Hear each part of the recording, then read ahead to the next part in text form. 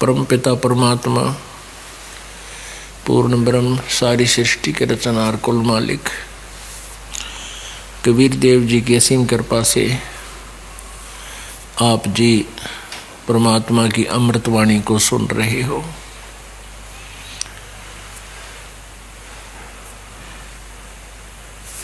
परमेश्वर कबीर देव जी ये वो सुप्रीम पावर हैं, वो परम पिता हैं, सबके कुल मालिक हैं, जिन्होंने ये सब सृष्टि रची है, जिनसे हम सभी प्राणियों की उत्पत्ति हुई है।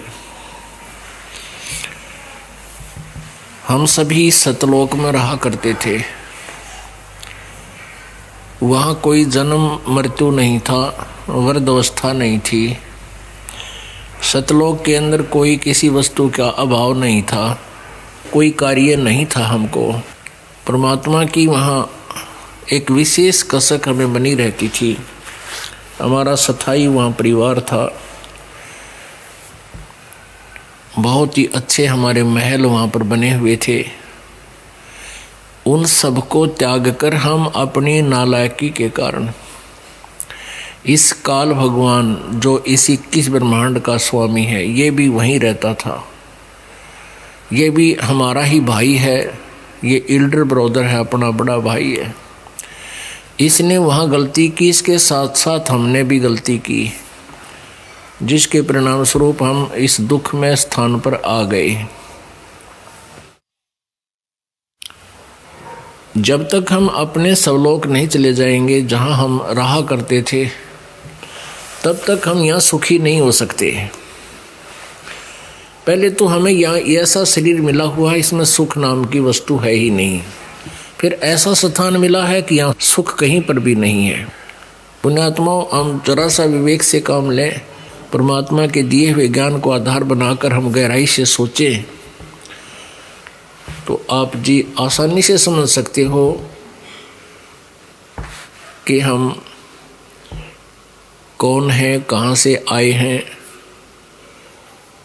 और यहाँ हम कर के रहे हैं, हम क्या कर रहे हैं। जो हम क्रिया कर रहे हैं इसमें हमारी व्यवस्था ज़्यादा है, मजबूरी अधिक है। उस मजबूरी से प्रत्येक आवश्यकता जन्म ले लेती है और जिस कारण से हम इस मनुष्य जीवन के मूल उद्देश्य को भूलकर इस काल के द्वारा फंसाए गए जाल में ही उलझ पुलझ रहते हैं। परमेश्वर कबीर जी स्वयं आते हैं, वो हमारे पिता हैं सभी के। उन्हीं को हमारे ऊपर हो रहे दर्द कहर का दुख होता है। अपनी ही संतान को दुखी देखकर पिता माता दुखी होते हैं, दूसरा कोई दुखी नहीं होता। पुण्यात्माओं, आज हम कितने दुखी हैं। किसी का बेटा मर गया है, किसी की बेटी विधवा है, किसी की टांग कट गई है, किसी की आंख फूट गई है। परिवार के परिवार नष्ट हो जाते हैं, कोई बीमारी से या किसी दुर्घटना से। पुण्यात्माओं, परमात्मा को दयालु बताते हैं और परमात्मा दयालु ही है। और यहाँ देखते हैं तो दया नाम की चीज कहीं भगवान के इतिहास में नजर नहीं आ रही। एक व्यक्ति ने इकलौता पुत्र था, उसका अच्छी शिक्षा कराई, उसको अच्छी शिक्षा दिलवाई, विवाह की तैयारी थी, अच्छी पोस्ट HCS पोस्ट पर वो नियुक्त हो गया। विवाह की तैयारी हो रही थी, उसी दिन एक्सीडेंट में मर गया। दुर्घटना के अंदर उसकी मृत्यु हो गई। पुण्यात्मा, और भी बहुत सी ऐसी घटनाएं हैं जो आप जी को भी मालूम है। परमेश्वर कहते हैं इस बात को सभी जान जाते हैं, कौन सी डूबन की है कौन सी तैरने की, लेकिन ख्यास नहीं करते, जोर दे के विचार नहीं करते। जब तक हम विचार करना की आदत नहीं डालेंगे प्रत्येक घटना पर, तो हम यहाँ से हिलेंगे नहीं। ठीक है, जैसी भक्ति आप कर रहे हो, साधना कर रहे हो, इसका फल आपके गुड अकाउंट में लिखा जाएगा। और कभी मनुष्य जन्म होगा तो आपको ये पुण्य धर्म जो आप कर रहे हो इस सच्ची साधना का, ये तो ढेर मिल जाएगा। लेकिन यह दुर्गति मिटे नहीं जब तक आप यहाँ से हृदय नहीं हटाओगे कि हम यहाँ आए किस लिए हैं और किसके लिए हम यहाँ सारा जीवन व्यर्थ कर रहे हैं। क्या संतान के लिए? हाँ, संतान के लिए। और संतान का ना पता ही नहीं वो कल के हो जाए उसके संग में। तो ऐसी दुर्घटनाओं को टालने के लिए भी समर्थ शक्ति की आवश्यकता पड़ती है।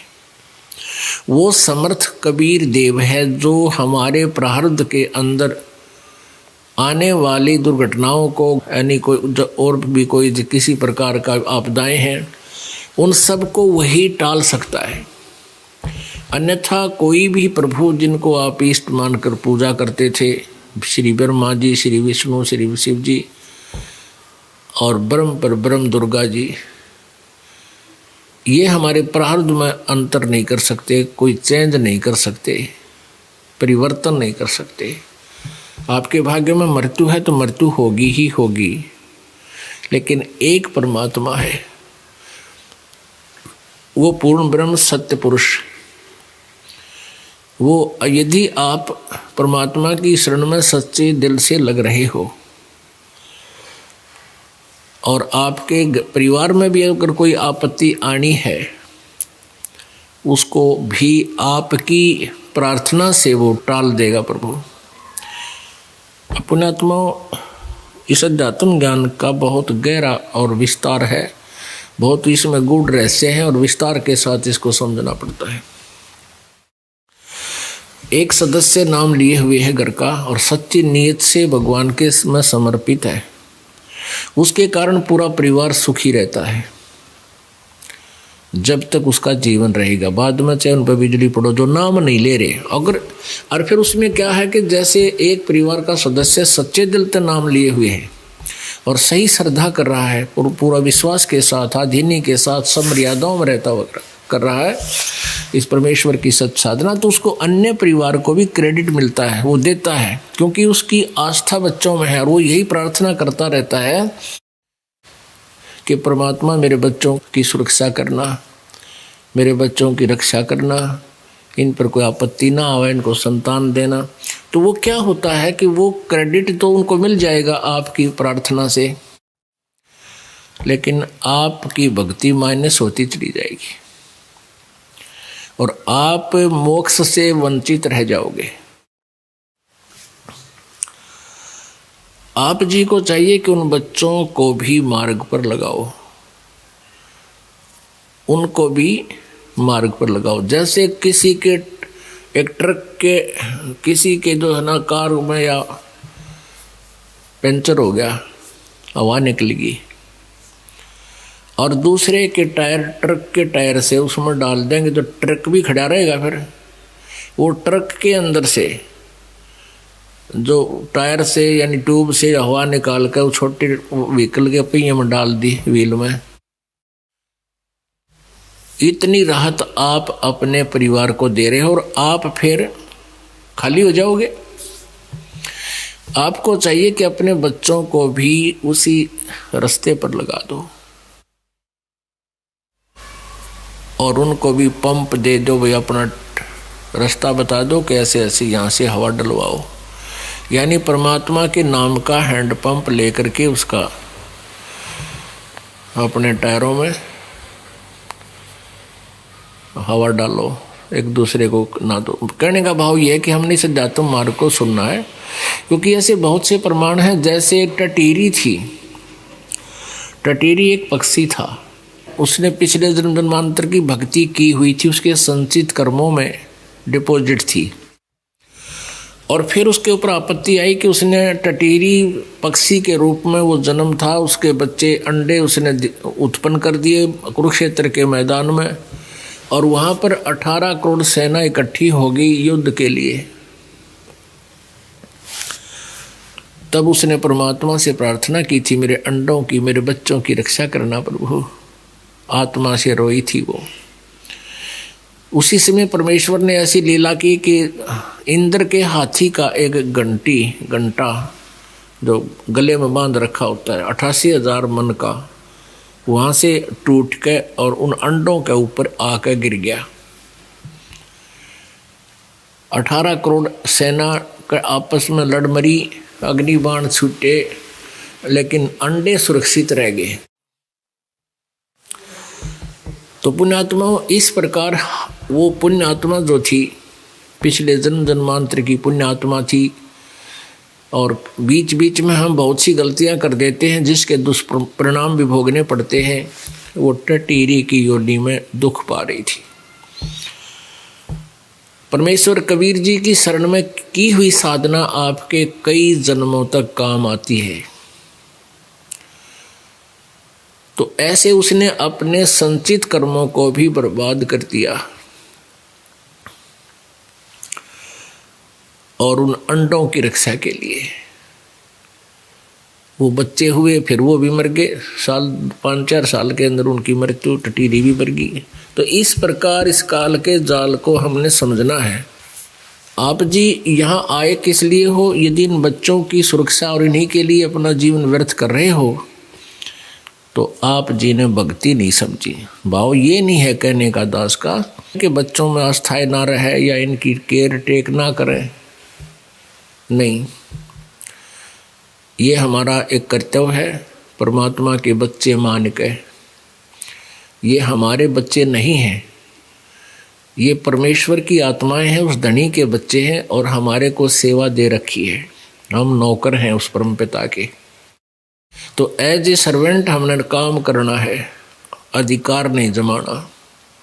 हम अधिकार अधिक जमाते हैं, कर्तव्य का पालन कम करते हैं और हम इनको अपना मानकर दुखी रहते हैं, क्योंकि हमारी सेवा लगाई है तो इनके दुख में दुखी होना हमारा स्वाभाविक स्वभाव बना हुआ है। कि जैसे कोई नौकर है और उस मालिक का बच्चा किसी कारण से दुखी है, उसको तो वो भी दुख होता है उसको, साथ में नौकर को। तो ऐसे ही हम अपने बच्चों को अपना ना मान करके परमात्मा का मान के, उससे डर के उनका जो कर्तव्य कर्म है वो पूरा करें और परमात्मा की भक्ति में नागा नहीं होना चाहिए, उसमें कमी नहीं आनी चाहिए। इस प्रकार हम अपने इस दैनिक कार्य को करते हुए, मनुष्य जीवन के कर्तव्य कर्म को करते हुए भी हम मोक्ष प्राप्त कर लेंगे। तो हम कहने का भाव यह है कि बच्चों को भी परमात्मा के चरणों में लगाना चाहिए, और वो नहीं मानते हैं तो अपने जीवन के साथ खिलवाड़ करना बुद्धिमता नहीं है। उनको उनके भाग्य पर छोड़ दे, तो ऐसे हम यहाँ से निकल सकेंगे। नहीं तो बच्चे नहीं मान रहे हैं, उनका दुर्भाग्य है, कर्महीन है वो तो डूबेंगे, गेल आप जी को भी ले डूबेंगे। इसी प्रकार अगर बच्चे ठीक लगे हुए हैं, माता पिता भक्ति मार्ग को स्वीकार नहीं करते हैं, तो अपनी भक्ति को उन माता पिता के लिए बर्बाद नहीं करना चाहिए। माता पिता का कर्तव्य कर्म जो हमारा फर्ज है वो अवश्य करना चाहिए, उनको प्रार्थना करनी चाहिए, उनकी बुराई छुटवानी चाहिए। कोई हुक्का पीवा है या कोई बीड़ी पीवा है, कोई शराब पीता है, तो हम परमात्मा के बच्चे हो गए, आपको ज्ञान हो गया। आप जी को चाहिए कि माता पिता से रह रहकर प्रार्थना करें विनम्र भाव से कि आप भी भजन करो, आप नाम लो, को ज्ञान सुनावा। उनको पुण्यात्मा है, वो मान जाती हैं। और फिर भी कोई अनाड़ी है, माता पिता नहीं मानते हैं, तो उनके साथ अपनी भक्ति को नाश नहीं करना चाहिए। बात ये भी नहीं है कि उनका आदर नहीं करें, उनकी सेवा नहीं करे, खूब करे, एज ए फादर मदर उनकी पूरी श्रद्धा रखे, उनका सत्कार करे। ठीक है, वो अपने कर्म के आधार से दुखी हैं तो क्या करे, इलाज करावे, डॉक्टर को दिखावे, सेवा करे उनकी। पैर दुख हैं तो पैर दबावे, सिर दुख है सिर की मालिश करे, पूरी सेवा करे, लेकिन अपनी भक्ति बर्बाद नहीं करे। यदि आपने मोक्ष चाहिए, कहते मात पिता मिल जाएंगे, मात पिता मिल जावेंगे 1,84 मोह, ये सतगुरु सेवा और बंदगी भाई फेर मिलन की ना। आज हम माता पिता हमारे, ठीक है, हम अपनी भक्ति आशीर्वाद उनको प्रार्थना करें भगवान से, हे परमात्मा इनको ऐसे कर दो, वैसे कर दो, स्वस्थ कर दो। ये हम पहले तो कहा करते थे कि भगवान इनको स्वस्थ कर दो, और आप जी की भक्ति से वो स्वस्थ अवश्य हो जाएंगे, लेकिन आपकी कमाई का बहुत अंश, बहुत ज़्यादा भाग समाप्त हो जाएगा।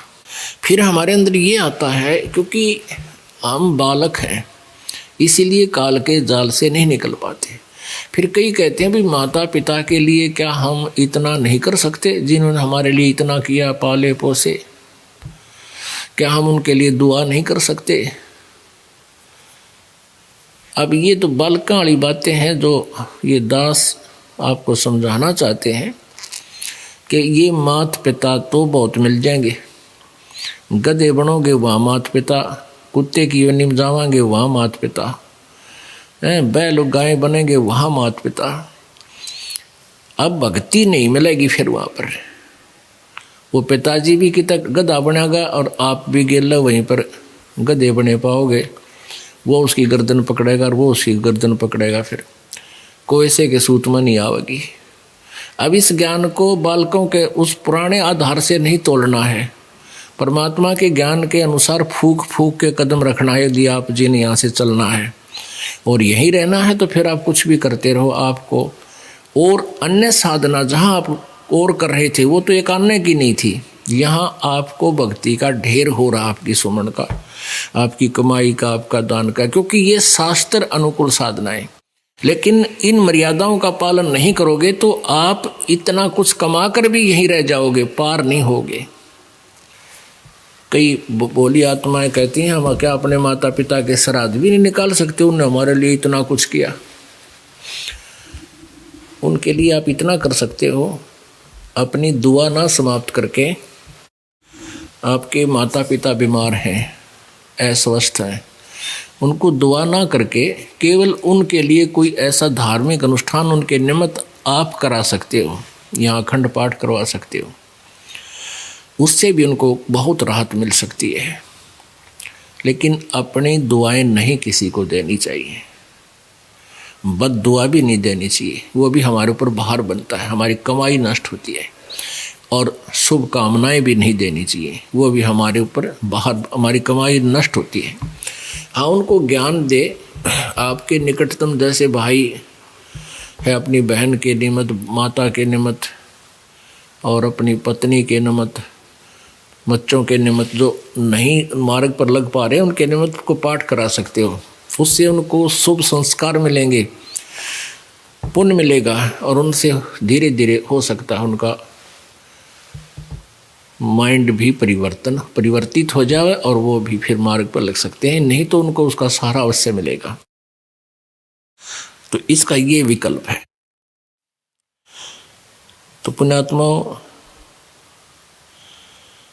परमात्मा बताते हैं एक लेवा एक देवा दूतम और कोई किसी का पिता नहीं पूतम। ये ऋण संबंध जुड़ा एक ठाठा, अंत समय सब 12 बाटा। एक जैसे एक बच्चा, एक लड़का इतना लायक है, पिताजी तो दारू पीवे हैं और ताश खेल सारा दिन, बोल रहे तो लड़न न हो जा, और बेटा उसकी सेवा करता है, कमाता है, पिताजी शराब पीता है, तो वो पिताजी उस पुत्र से पिछले जन्म में लिया हुआ किया हुआ जो कुछ उसका अपना प्राप्त कर रहा है। एक बेटा ऐसा है, माता पिता कमा रहे हैं और वो गोटी लगाता है, जुआ खेलता है और पैसे को बर्बाद करता है, माता पिता रोते रहते हैं बैठकर, वो मानता नहीं है। तो पिछले जन्म में उस माता पिता ने उनका कोई ले रखा था, अब वो पूरा करके छोड़ेगा। तो एक लेवा एक देवा दूतम, कोई काहू का पिता नहीं पूतम। ये ऋण संबंधी जुड़ा एक ठाठा, ऋण एक दूसरे की उधार आपके ऊपर है, और इस कारण से ये एक परिवार बना बैठा है। अंत में सब 12 बाटा। आपकी मृत्यु होगी, ना जाने कहाँ जन्म होगा। बेटे की मृत्यु होगी, पता नहीं संस्कारवश कहाँ जाएगा, कौन से देश में जन्म होगा। अंत में सब 12 बाट, अलग अलग 12 बाट। बाट माने रास्ते, अलग अलग रास्तों पर जाओगे, फिर ना जाने कभी मिलोगे कि ना मिलोगे किसी जन्म में। इन सब बातों को विचार करके पुण्यात्माओं अपने मोक्ष कराने के इस उद्देश्य को, लक्ष्य को प्राप्त करना है। आज जो ये समागम चल रहा है 3 दिन का, इसका वैसे तो हम महीने में 2 बार करते ही हैं 3-3 दिन का। इसका एक विशेष उपलक्ष्य है कि इस दास को फाल्गुन की अमावस्या वाले दिन उपदेश प्राप्त हुआ था, गुरु जी से नाम मिला था। परमात्मा कहते हैं, जा दिन सतगुरु भेटियो वो दिन लेखे जान, बाकी समय गंवा दिया बिना गुरु के नाम। परमात्मा बताते हैं कि जिस दिन आप जी को पूर्ण संत से उपदेश प्राप्त हुआ, आपका वो जन्मदिन है, वो आपका हैप्पी बर्थडे है। बाकी जो हम पहले लोक वेद के आधार से बर्थडे मनाया करते थे, वो हमने अब नहीं मनाना। उसको हम खुद हैप्पी बर्थडे मानना है, वो तो बड़ा दुख था हमारे ऊपर। कैर टूटा, जन्म हुआ, ना जाने कितने कष्ट जीवन पर आवेंगे। कोई बच्चा हो गया तो मर जाएगा, कोई बचेगा ना बचे, कोई बीमारियां, 100 प्रकार की समस्याएं, दिन रात धक्के खाने। वो कौन सा जन्म था, वो कौन सा हैप्पी बर्थडे था? वो तो ब्रह्माटी डे था, और उसने हम हैप्पी बर्थडे मनाया करते। अब जिस दिन आप जी को उपदेश मिला वो नोट कर ले, आपका वो हैप्पी बर्थडे है। और 100 याद रखे भगवान कैसे प्राप्त हुआ वो दिन, जिस दिन आपकी शरण मिली मालिक। तो आज वो ये दिन जो है अमावस्या वाला, फाल्गुन के अमावस्या वाला दिन, ये वो हैप्पी डे है जो जिस दिन इस दास का उद्धार हुआ। गुरुदेव जी ने उपदेश बख्शीश किया। अब याद आती है उस दिन की महत्व की, आज याद आता उस दिन की महिमा। जे वो ना मिलता वो दिन, ये 17 फरवरी फाल्गुन अमावस्या सन 1988 को इस दास को उपदेश मिला था। आज 23 वर्ष का हो गया ये दास। वैसे शरीर की आयु लगभग 60 वर्ष की होगी, लेकिन असली आयु इस दास की 23 वर्ष है। उससे पहले जो जीवन था वो मनुष्य का नहीं, पशु के तुल्य था। पशु भी वही कर्म करते थे, ये दास भी वही कर्म करता था। और जिस दिन से गुरु मिले हैं, उपदेश मिला है, उस दिन से हमारा जन्म है। एक उपदेशी परिवार की लड़की किसी अनुपदेशी परिवार में ब्याही गई, उनका संयोग हो गया। उनके गुरुजी उधर जा रहे थे, घर वालों ने कहा कि गुरुदेव आपकी बेटी वहाँ गई है, उधर से होते जाना। वो मानते नहीं हैं, उनको कुछ शिक्षा देना। तो वो गुरुदेव उनके घर चला गया। उस दिन न तो उसका पति था, न उसका ससुर, कहीं बाहर खेतों में गए हुए थे, किसी कामवश बाहर गए हुए थे। अच्छा, उधर से क्या था कि उसकी सास को काफ़ी कहने सुनने से 5-6 महीने पहले किसी संत से उपदेश ले लिया था। गुरुदेव वहाँ पहुँचा, उसने पूछा कि बेटी सासू है तेरी? और सासू वहीं बैठी। कहाँ जी? कितने वर्ष की है? कि 6 महीने की। 6 महीने की है मेरी सासू। अच्छा, और सुसरा बोला सुसरा तो सही नहीं, और पति बोला पति भी को ना। अच्छा, तो कहा बेटी मैं फिर आऊँगा, अभी तो मुझे समय है नहीं, फिर 1-2 दिन रुकूंगा, इन सबको प्रार्थना करूँगा और समझाएंगे। चला गया। अब वो बूढ़िया ने तो सींग पहना लिए और लगी लड़न उस लड़की के साथ। कितना शर्म नहीं आई, हमारी बेइज्जती करे, इतना बोलन का भी ना बेरा है। वरना 60 साल की औरत ने तो 6 महीने की बतावे, और ससुरा मार दिया, तने खसम मार दिया, उन का सह कोई ना। अब वो होगी कला शुरू।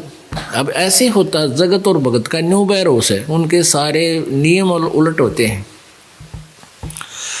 अब बुढ़ा आया सामने, बुढ़िया ने तब होगी शुरू, फिर सारे प्रवचन सुनाने बोली किसी घर की आएगी या देख मन्नत न्यू कह 6 महीने की इनके गांव में तारा था एक बाबा जी, और उन्होंने पूछा था तेरी सासू से कितने दिन की है, तेरी सासू है न? बोली कोई सासू तो 6 महीने की है। मुझे तो 6 महीने की बतावे, और तन्ने तेरे बारे में कहती ससुरा तो मेरा सही को ना, और खसम न भी न बोले अपने मेरे लड़का भी मार दिया इसने, तेनों को भी कोई ना। और बूढ़ा समझदार था भाई इस बालक गेला के बालक होऊंगा, और वो कह के गया है 2 दिन आऊँगा, फिर मैं उसी से बात करूँगा। तो उस वृद्ध ने उसके ससुर ने जब वो आया संत उससे पूछा महाराज जी इस लड़की ने बहुत गलत शब्द प्रयोग किए और हमने इस बात का घना दुख हो रहा है।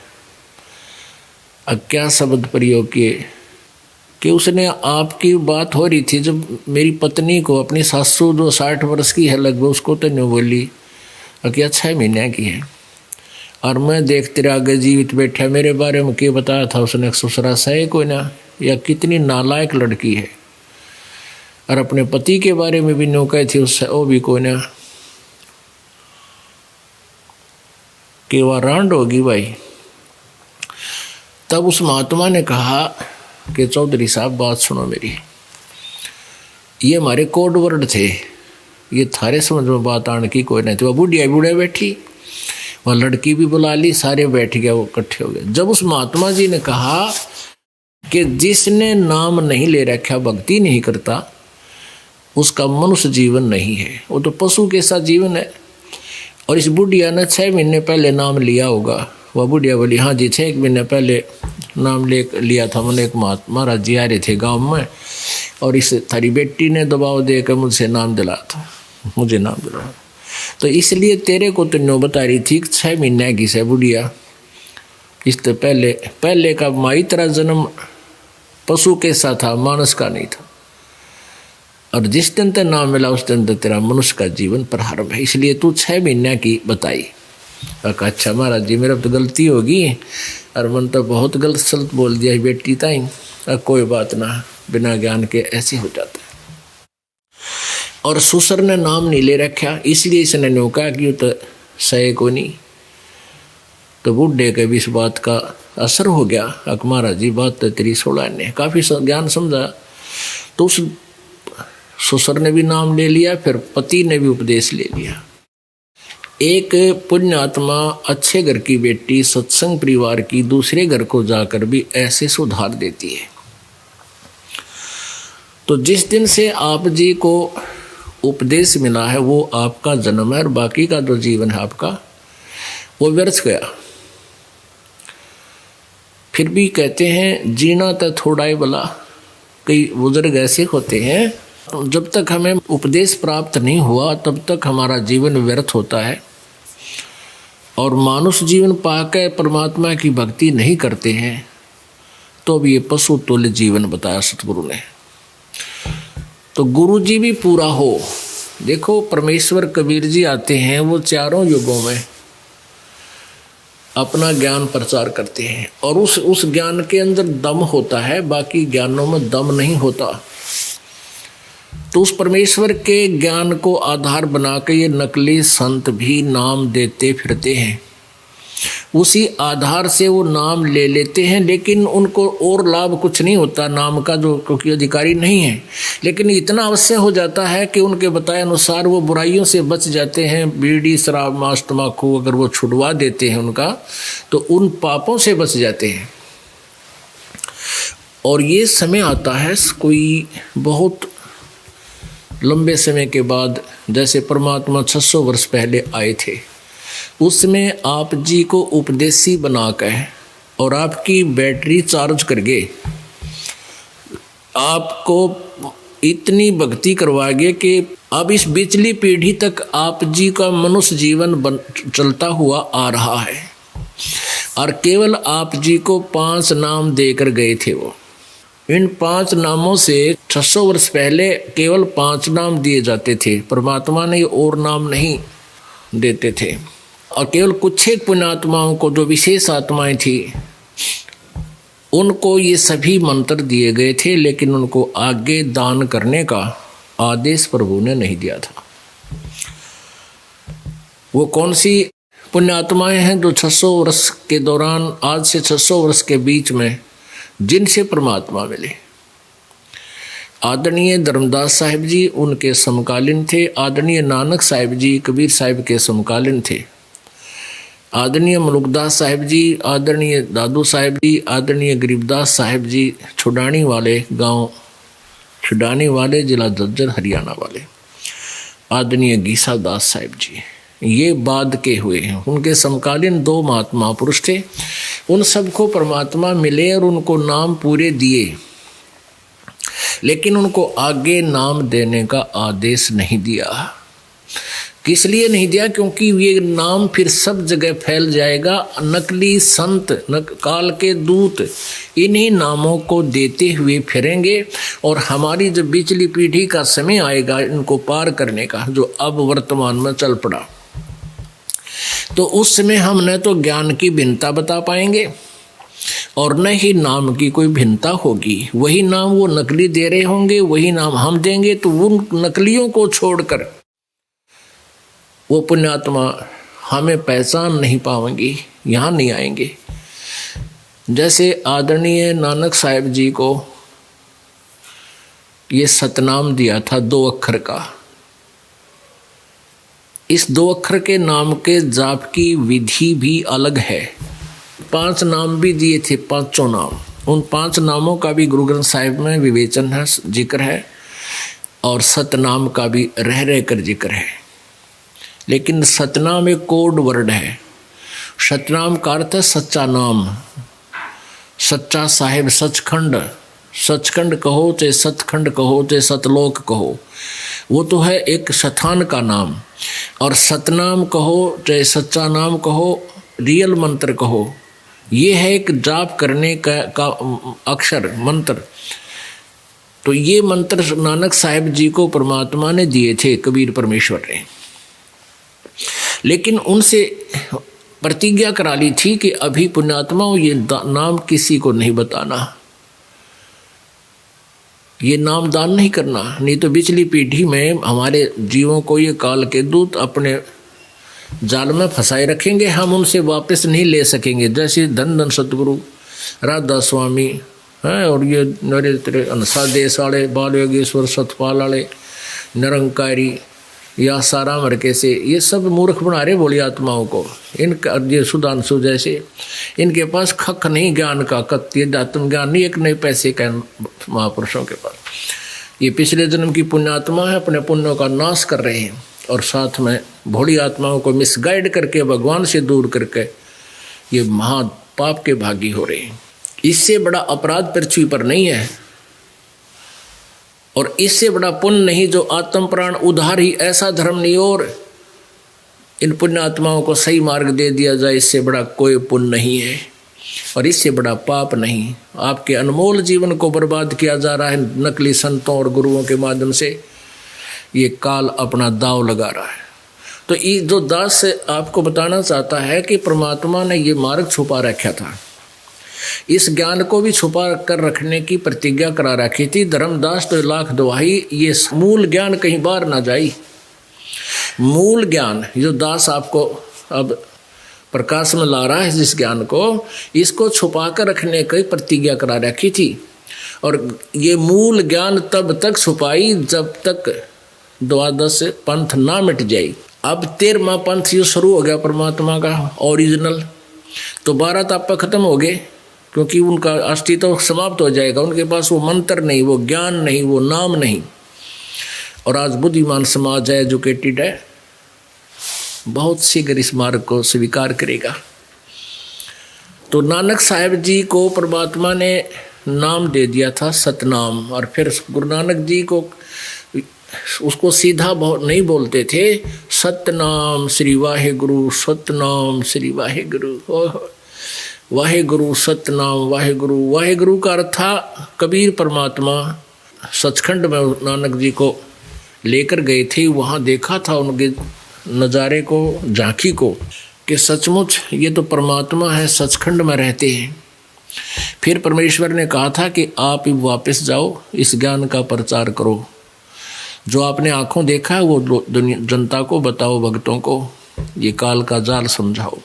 और मैं काशी में रहता हूँ, रामानंद जी मेरे गुरुदेव हैं, और मैं वहाँ जुलाहे का काम करता हूँ, मैं पृथ्वी पर भी रहता हूँ। अब नानक जी वापस आए, 3 दिन तक वो अदृश्य हो गए थे। बेई नदी में डुबकी लगाई थी नहाने के लिए, वहाँ से वापस नहीं आए थे। तीसरे दिन उसी दरिया के किनारे खड़े दिखाई दिए। उसके बाद जो नौकरी करते थे नानक जी, नौकरी को त्याग कर प्रथम उदासी बनारस की है, वहाँ पहुँचे। वहाँ देखा जब परमात्मा को, ओहो हाई सूरत मुल्क की वेश, ए ठगवाड़ा ठकी देश, खरा सियाणा बोता बार, ये धानक रूप रहा करता। आंखों में आंसू भर आई। और वहाँ के जुलाहों को कुछ कॉलोनी में खड़े होकर आवाज़ लगा रहे हैं कि ये रहा, ये धानक रूप रहा करतार, ये परमात्मा रहा, लोगों आ जाओ देख लो भाइयों भक्तों, ये भगवान है, ये परमात्मा है। अन्यों का आग्रह घर का जोगी जोगड़ा, बार का जोगी सद। अब जुलाहों ने, काशी वालों ने, तो वो एक मूर्ख सा लगा था, एक गरीबड़ा सा आदमी, दानक जुलाहा, कपड़े बनकर रोटी खा अपना गुजारा कर रहा है, जिसने भगवान बतावे कोई 7 जन्म भी ना जचाए। लेकिन नानक साहिब जी कैसे भूल सकते हैं।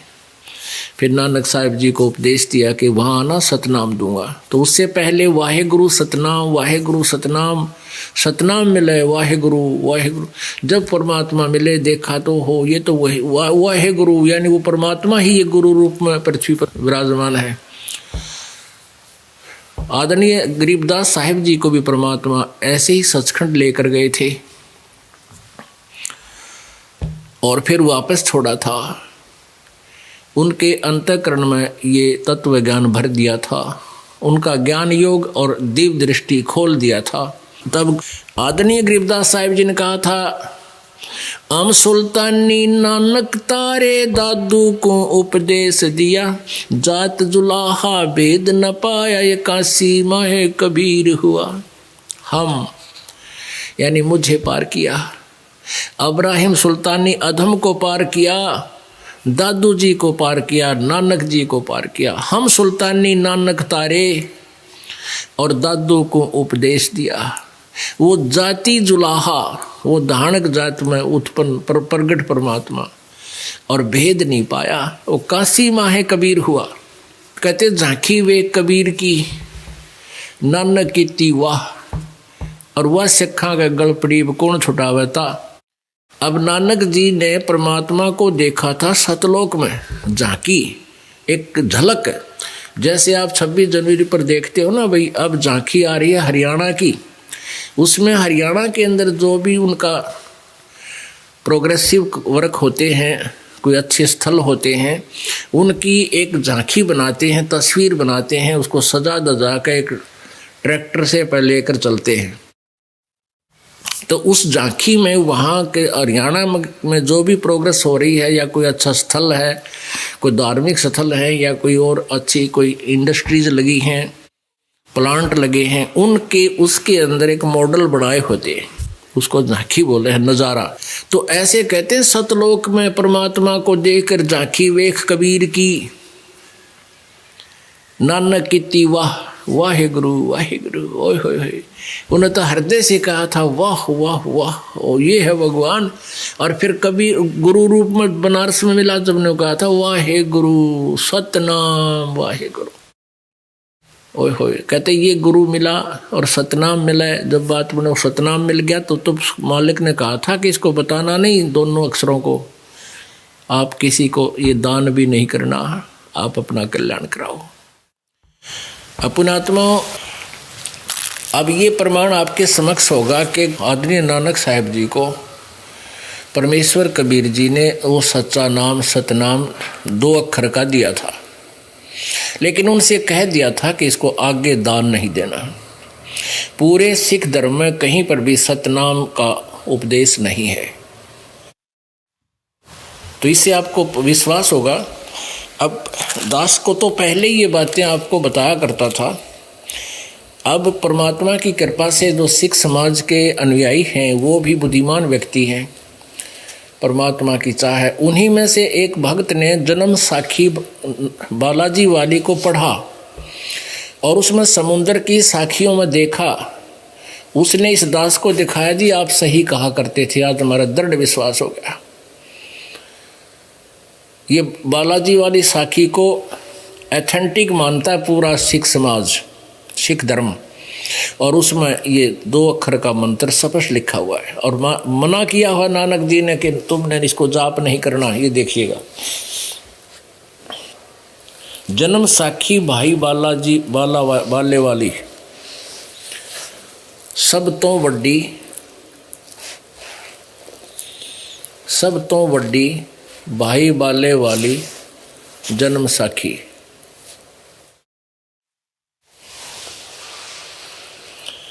Doctor Jawahar Singh Kirpal Singh and company, ये न छापी है।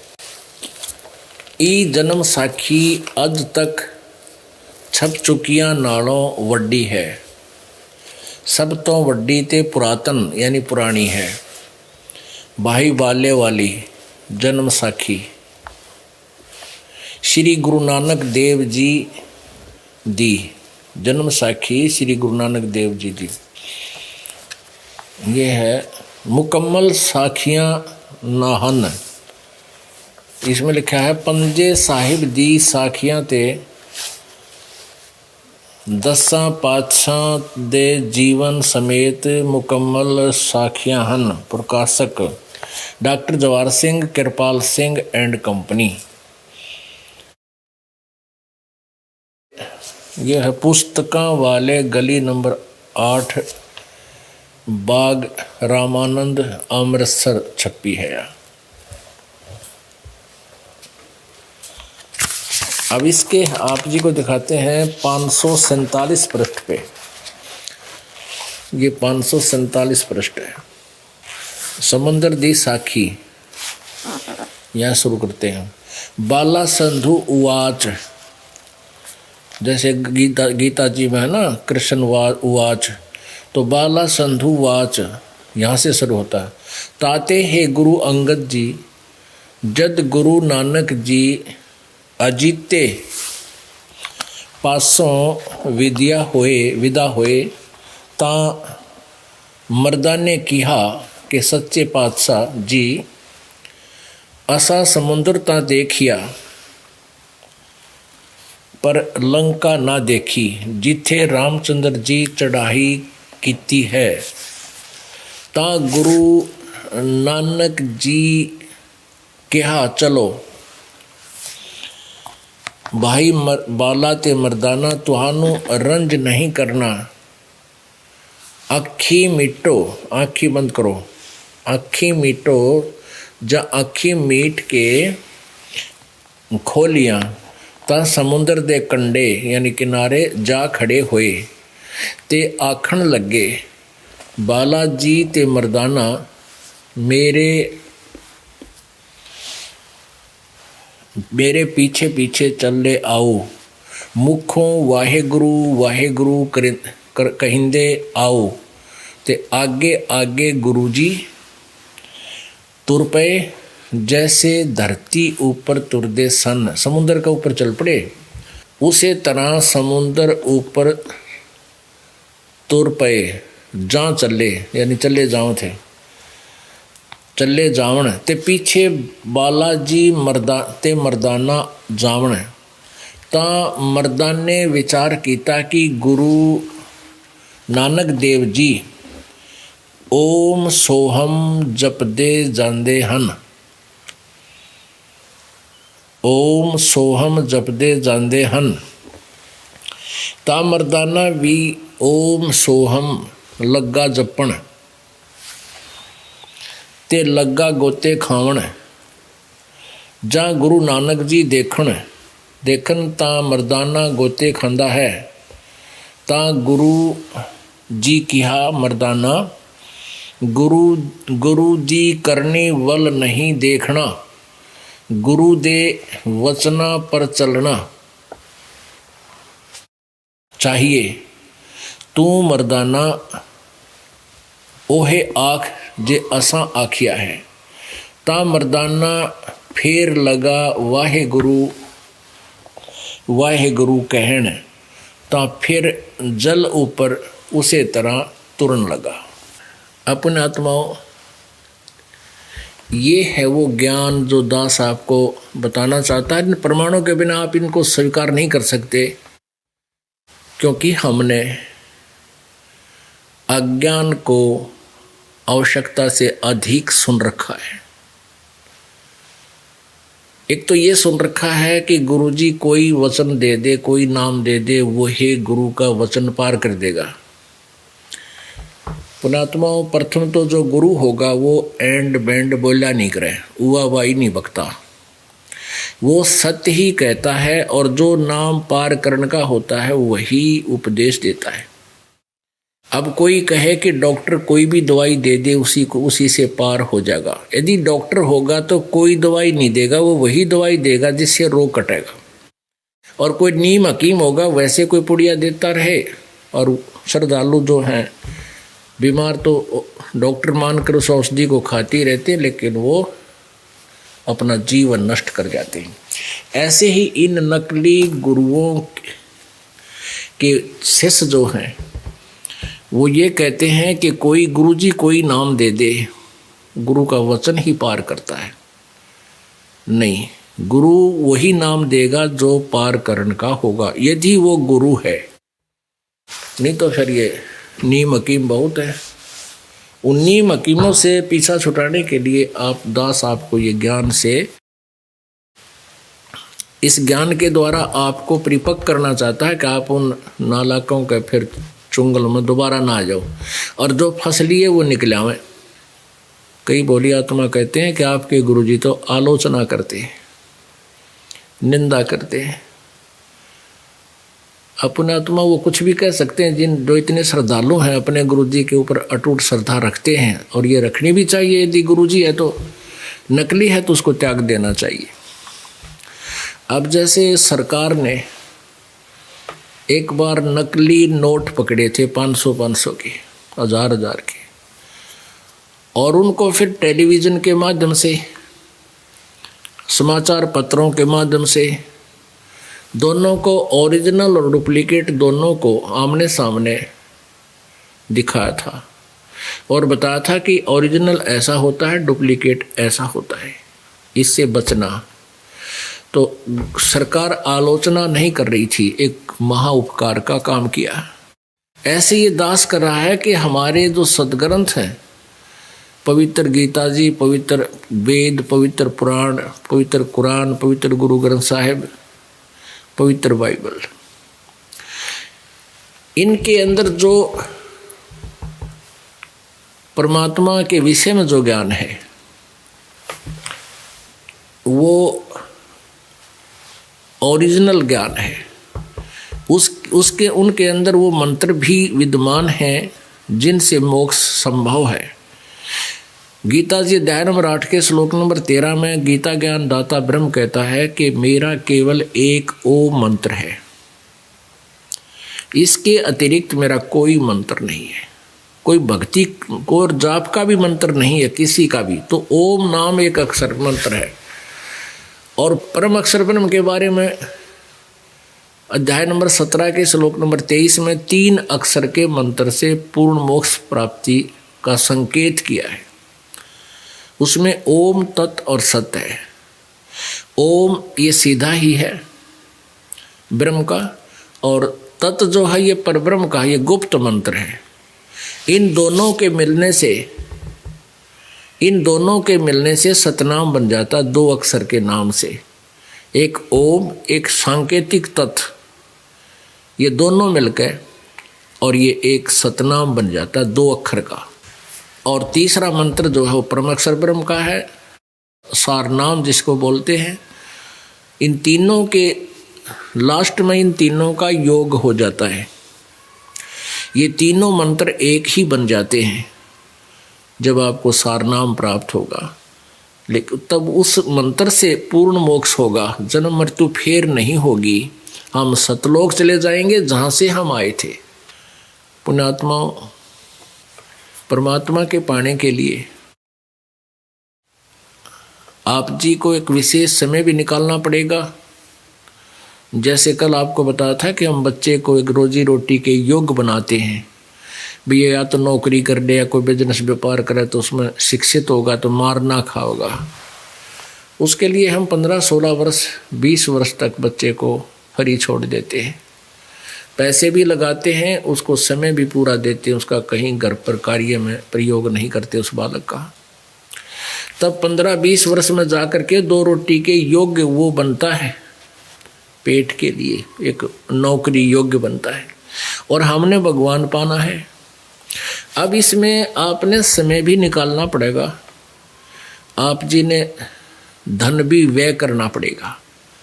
जैसे हम बच्चे के लिए पैसा भी लगाते हैं, समय भी देते हैं, क्योंकि हम उससे हम परिचित हैं कि ये बच्चा अगर पढ़ के शिक्षित हो गया और लग गया अपने कोई नौकरी वगैरह तो अपना जीवन सफल कर लेगा। ये पैसा हमारा व्यर्थ नहीं जाएगा। और सुपात्र को दिया हुआ दान, पूर्ण संत के माध्यम से किया हुआ आपका दान और लिया हुआ मंत्र आप जी का व्यर्थ नहीं जाएगा, क्योंकि हम उस प्रोसीजर से, उस लाभ से हम परिचित हैं, बच्चों वाले से। और जिस दिन हम इससे परिचित हो जाएंगे फिर हम इधर भी इतने ही सक्रिय होंगे। आप जी को परमात्मा की महिमा और उससे होने वाले लाभ से परिचित कराकर ये दास ये चाहता है कि आप जी इस मार्ग पर भी इतने ही प्रयत्नशील हो, और तब होगे जब आपको इसके महिमा का पता लग जाएगा। उस महिमा से परिचित कराने के लिए आप जी को यहाँ बुलाया जाता है, सीडी वगैरह बनाई जाती है और पुस्तक बनाकर आपके पास भेजी जा रही हैं, ताकि आप थोड़ा समय निकालें। और कौन सा समय निकालें? जैसे नौकरी वाला नौकरी करता है, 7-8 घंटे उसकी सर्विस है, उसके बाद का समय आपके पास बहुत है 16 घंटे है, 6 घंटे सो ले, 10 घंटे और है, 2 घंटे नहान धोन फ्रेश वर्ष में ला ले, कौन फ्रेश वर्ष होने में, फिर भी आपके पास 8 घंटे बच गए। इन 8 घंटे में गप्पे नहीं मारे, फिल्म वगैरह नहीं देखे सुने, परमात्मा के भजन में, सिमरन में, सेवा में, नाम में, दान में कहीं ना कहीं अपने मन को उलझाए रखे, तो आपका मोक्ष बहुत आसानी से हो जाएगा। 10 मानस गुरु को दीजिए, जीवन जन्म सफल कर लीजिए। तो पुण्यात्माओं, जब हमें इस परमात्मा की महिमा का ज्ञान हो जाएगा,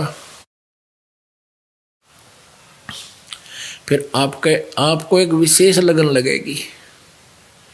और जब तक वो लगन नहीं लगेगी आपकी भक्ति सफल नहीं होगी। एक तो आपको ये क्लियर कंसेप्ट हो जाना चाहिए कि दास जो ज्ञान दे रहा है ये सत्य ज्ञान है, और जो मंत्र आप जी को दिए जा रहे हैं ये सच्चा मंत्र है। इसके अतिरिक्त कोई नाम पृथ्वी पर नहीं है। यदि इसके अतिरिक्त कोई नाम दान करता है, क्योंकि नाम से मोक्ष होगा। दान, धर्म, यज्ञ, हवन ये तो एक सहयोगी क्रियाएं हैं इस मोक्ष के लिए। जैसे खेत में किसान बीज बोता है तो बीज तो एक मूल वस्तु है, और उसमें खाद और सिंचाई ये तो एक सहयोगी है, वो भी आवश्यक है। और बीज नहीं है और खाद और पानी डालते रहे, सिंचाई करते रहे, तो वहाँ आग अड़ंगा पैदा होगा, अड़ंगा घास फूस पैदा हो जाएगा। और समार के खेत को बीज बीज के फिर ये प्रोसीजर किया जाएगा, तो आपको लाभ होगा। जैसे ये देखिए, कोई तो हवन करते हैं, उसी से कहते हैं हम बस हवन ये कर दिया, इसी तो बेड़ा पार हो जाएगा। नहीं, ये तो अल्पज्ञ हैं वो लोग, उनका ज्ञान संपूर्ण नहीं है। जैसे कोई रोगी है, उसको ट्रीटमेंट किया नहीं जा रहा, उसको इंजेक्शन या गोलियां दी नहीं जा रही कि और ग्लूकोज चढ़ा दिया जाए, तो ग्लूकोज का अपना अलग से लाभ है। जब तक रोग कटने की दवाई, औषधि, इंजेक्शन अलग से होते हैं, वो अति आवश्यक है। तो ऐसे हम जो साधना करते हैं, वो आंशिक कर रहे थे। पहले कोई हवन कर रहा था, कोई स्वाध्याय करता था जिसको ज्ञान यज्ञ कहते हैं, और कहीं धर्म भंडारा हो रहा, 10 रुपये दान कर देते थे या धर्म भंडारे करवा देते थे। इनसे बात नहीं बनेगी केवल। लेकिन कहते हैं गुरु बिन माला फेरते, गुरु बिन देते दान, गुरु बिन दोनों निष्फल हैं, चाहे पूछो वेद पुराण। पूरा संत हो, सच्ची श्रद्धा आपकी हो, और फिर ये भक्ति करें, तो सत्संग से आपको इतनी प्रेरणा हो जाएगी, ज्ञान से। परमात्मा के पाने के लिए राजाओं ने राज भी त्याग दिया, क्योंकि आत्मा को जब ज्ञान हो जाता है, इसको बहुत जबरदस्त तड़फ बनती है, और वो तड़फ तो बन जाती है इस ज्ञान से, लेकिन समाधान ना मिलने से वो बर्बाद हो जाते हैं, घर भी त्याग जाते हैं, भक्ति भी कर रहे होते हैं, लेकिन अंत में उनको मोक्ष ना मिल करके अन्य सिद्धियां मिल जाती हैं। बहुत से प्रमाण हैं। कबीर परमेश्वर जी कहते हैं कि जब आप जी को परमात्मा की तड़फ होगी, आपकी ऐसी स्थिति आ जाएगी, ना तो आपका कितना सन दिल करे, ना किसी के साथ फालतू बोलना जी करे।